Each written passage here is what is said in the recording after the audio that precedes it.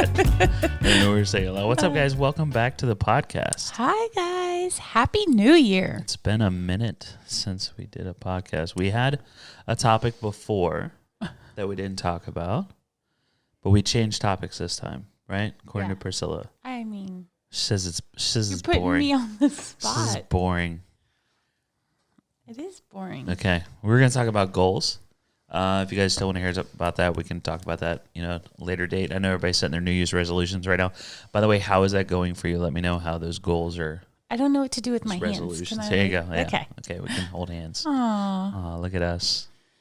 All right, so what's the topic for today, Priscilla? Oh, I don't know. What do you mean you don't know? You just gave me the topic a minute ago. Let's go with your topic. Okay, which one? I gave you two topics. Okay, well, we're talking about progression. Well, we can talk about both. Mm-hmm.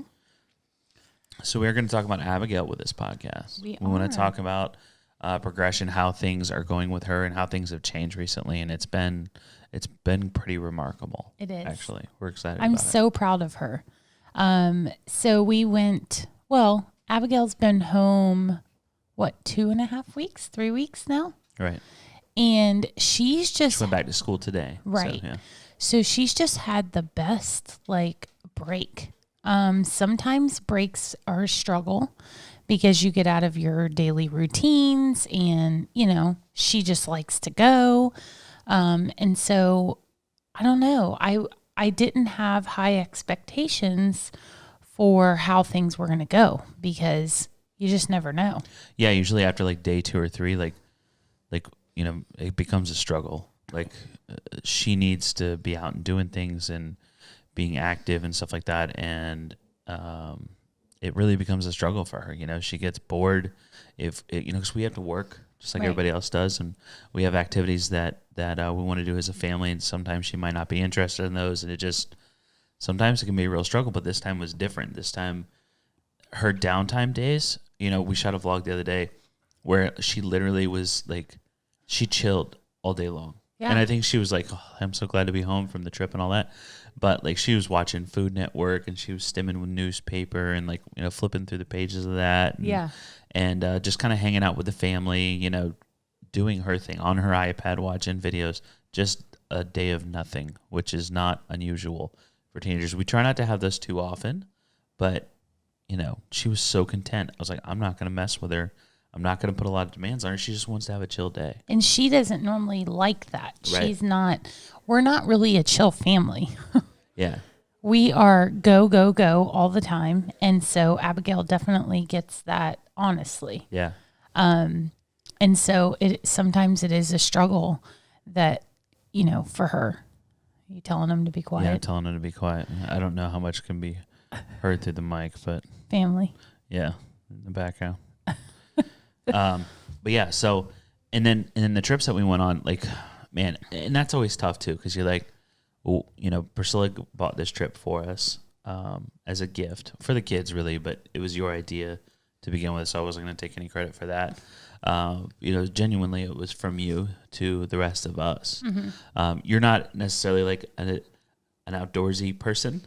Not really. Or a sports person, so nope. This was definitely for your family. Outdoorsy is hanging out on the back patio under my lights with maybe a glass of wine. That's about as outdoorsy as I get. You can hear animals like birds maybe. But that trip ended up being pretty remarkable for Ab. Her requesting to get on the skis. Yeah. After having been on them once already. And she's like, yeah, I want to do that again. I know. I was like, no, remember, we're not athletic, Ab. We're team non-athletes. But yeah. She was like, I'm doing it. So, and something I think, okay, so this is kind of weird. I don't know if anybody else experiences this. This is something I genuinely do not understand. Getting her to initiate an activity. Mm-hmm. Like swimming, for example. Kid loves swimming. She loves being in the pool.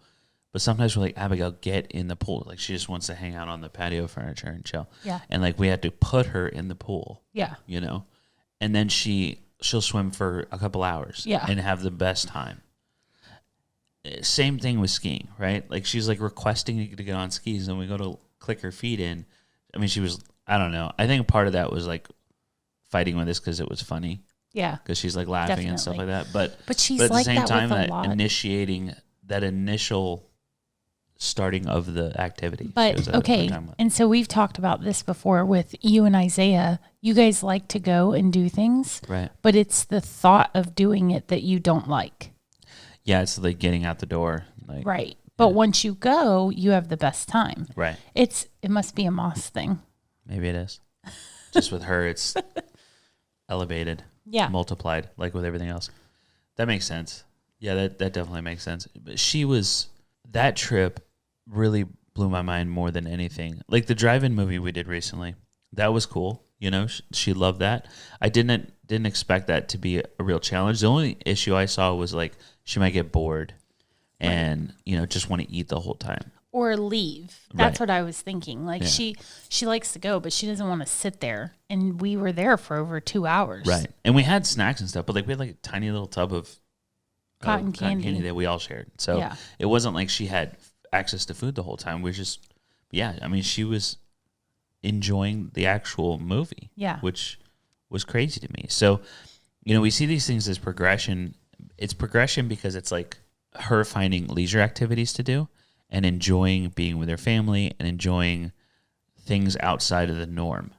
That's definitely where the progression comes. So we started ABA therapy 10 years ago. Yeah. And one of the very first goals that we ever had for Abigail was to find leisure activities because she would literally just go around the house and get into things because she was bored. And so we tried games and we tried puzzles and coloring and every Melissa and Doug thing that they had, we had. She was never interested in any of it. And we have had that same goal for 10 years. Yeah. And it's not that she's not progressing with that goal. It's just finding those things. So maybe when you see her sitting on the couch and like she's stimming with the newspaper or watching, you know, the music videos or watching the Food Network channel, like those are legitimate leisure activities for Abigail. So she's 15. Most 15-year-olds are on their phones or doing TikToks or doing, you know, whatever they're doing, posting on Instagram.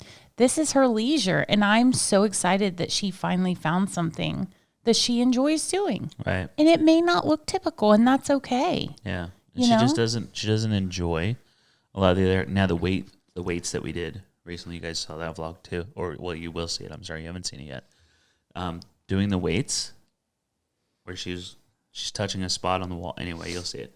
She enjoyed that. Like she was so proud of herself. Yeah. Doing that. So that was pretty cool. So we are starting to see some of those kind of more mundane activities. Mm-hmm.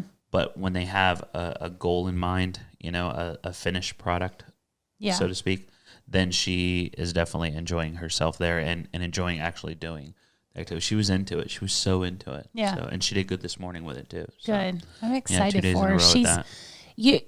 And it's hard sometimes because you don't see the progression all the time. Like if you don't know her, that wouldn't necessarily be something that would stand out to someone. Right. But oh my gosh, all of us that have been with her forever, we're like, yes, finally, like she's watching a movie, you know, that's a huge thing for her.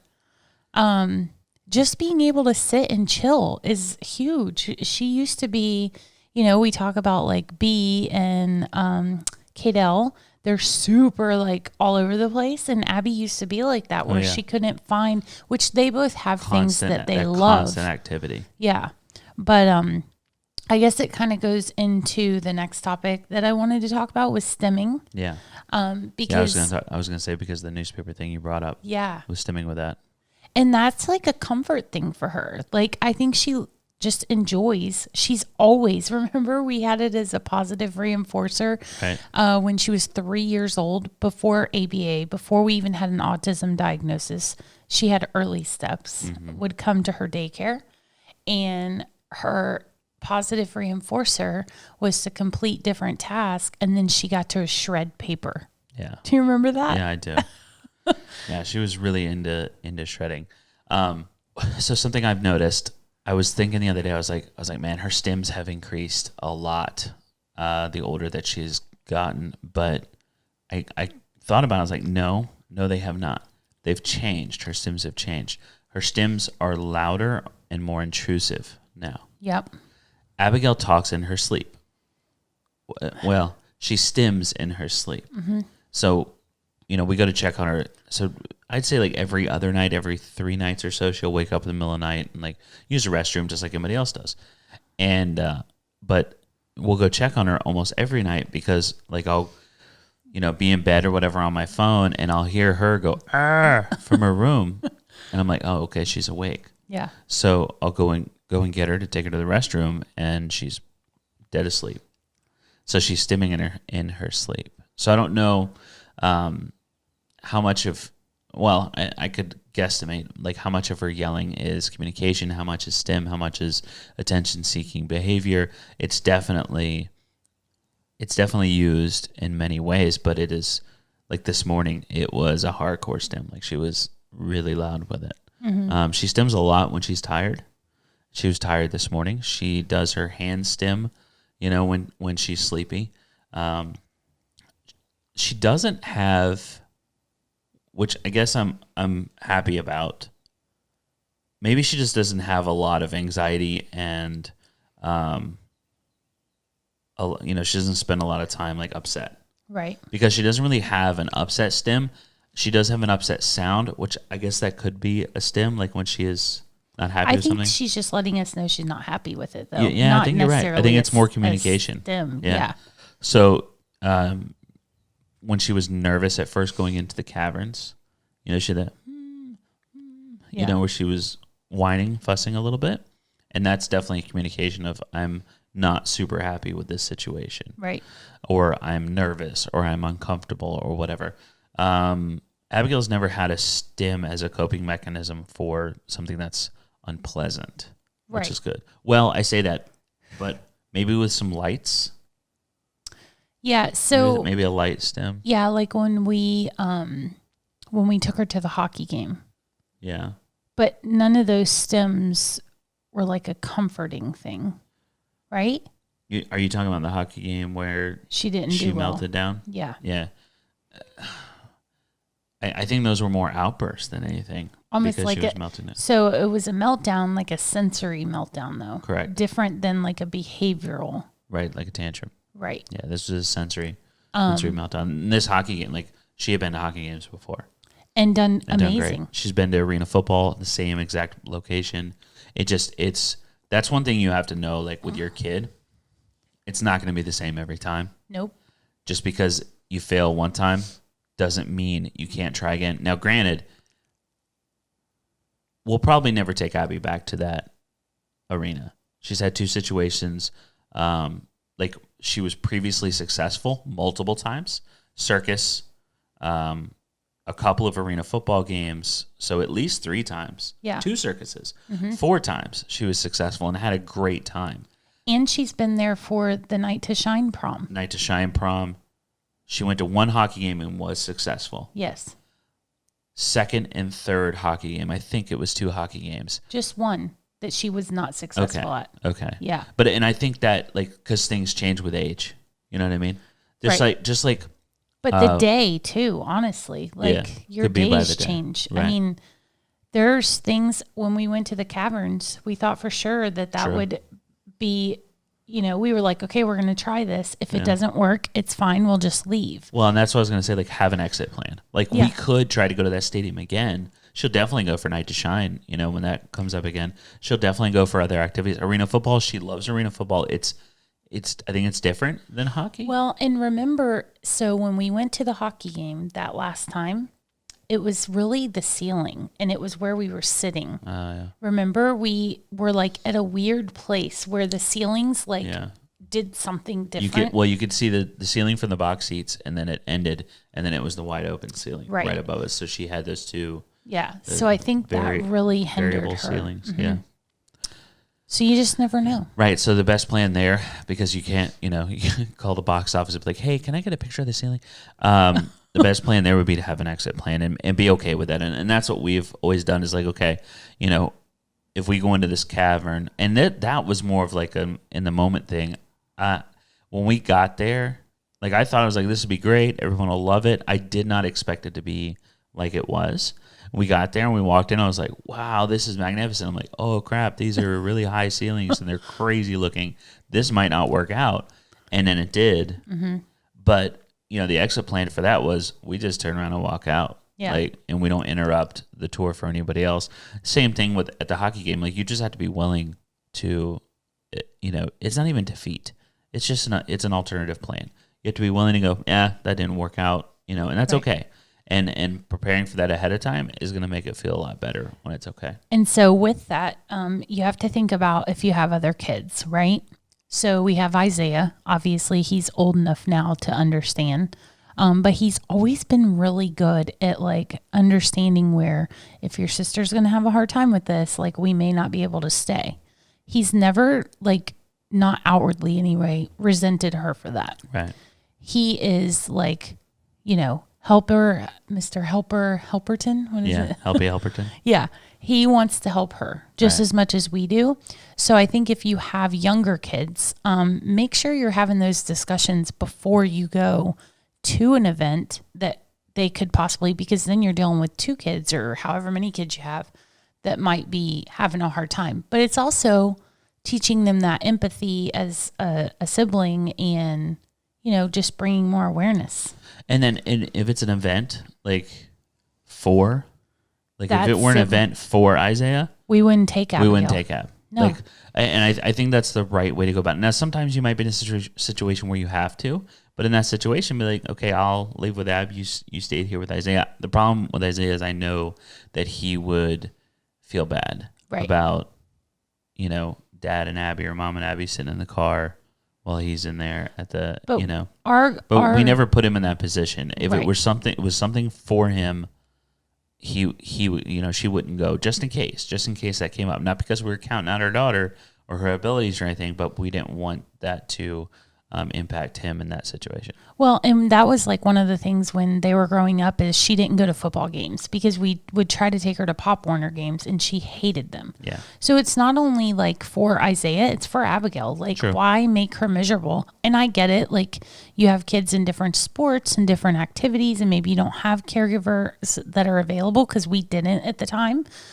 So she had to go to those games. But when he got into middle school and high school, like we didn't take her to games. She went to one, was it homecoming? Homecoming game, yeah. Because we didn't have anybody to care for her. Well, and she was walking the field with him and stuff like that. Well, that was his senior game. Night. Yeah, that's right. And she ended up leaving. Yeah. But we had to take her to one game. But again, we put him at the forefront. And I think that's where you just have to find that balance. Yeah, that was a situation where it was either she doesn't go. If she doesn't go, we don't go, and it was a homecoming game, and so neither one of us ever missed football. Yeah, so that was, but yeah, one time in his whole football career from Pop Warner all the way up through high school. So, so that worked out really well. We're just talking about all the things today. We're just hitting all of it. It's just how it happens. But we're not very on fortunate. A script. Isaiah was never not a selfish bone in his body. No, and not an ounce of resentment. I never noticed any resentment from him. Never got that feeling at all when it comes to his sister. Well, and he's very open with his feelings. And, he talks about how he always wished he had like a quote unquote normal relationship with Abigail. Right. But they have such a special relationship that he's like, I wouldn't change that for anything. Right. So that's kind of why we pushed him to go away for school too, because we didn't want him to feel like he needed to rescue Mom and Dad all the time. Right. But yeah, so, and that so when we went to the movies, that was kind of the 3 of us. So we're still navigating our way through just the 3 of us hanging out. Yeah. And we have a good time. We focus a lot on Abby. In Yeah. those situations. Mm-hmm. It's not it's so funny, the dynamic of like relationships, you'll find this, that if you don't know already, like if you haven't experienced this already, but when it's 2 parents and a child, you play the parent role, right? But when it's just you and your kid, I think we've talked about this before, like when it's just Priscilla and Isaiah, they connect at a different level.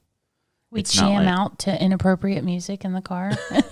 And it's not like mom and son, where she's like, I'm the mom, you're the, and like it is when it's 2 parents and a kid, like, and when it's me and Isaiah, like he comes up to my level on maturity, and I stoop to his level. I don't want to say stoop.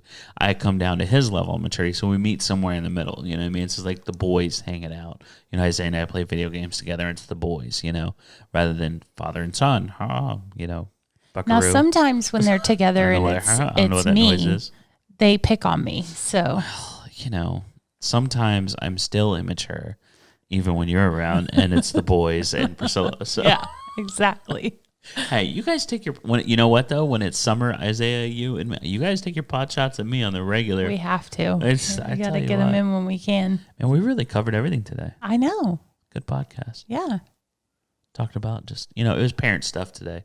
Yep. Send our kid off to school, so now we can reminisce. Take a little breather and talk about everything that we learned over the break. It was a good, such a good break. Christmas break. Mm-hmm. Yep. We love spending it with you guys in the vlogs and whatnot. Leave us a comment down below. Did your kids teach you anything? Abby taught me some stuff, let me tell you. She taught me some stuff this break. I talked about that in the vlogs, learned a lot about my kid. She is spectacular. We raised a good kid with Isaiah, everybody knows that, it's evident every single day. Abigail does continue to surprise me though. She does. Throws me for a loop. Yeah. You just never know what she's going to do next. Yeah. All right. Next week, we talk about goals. Probably not. It's a boring topic. Bye, guys. Bye.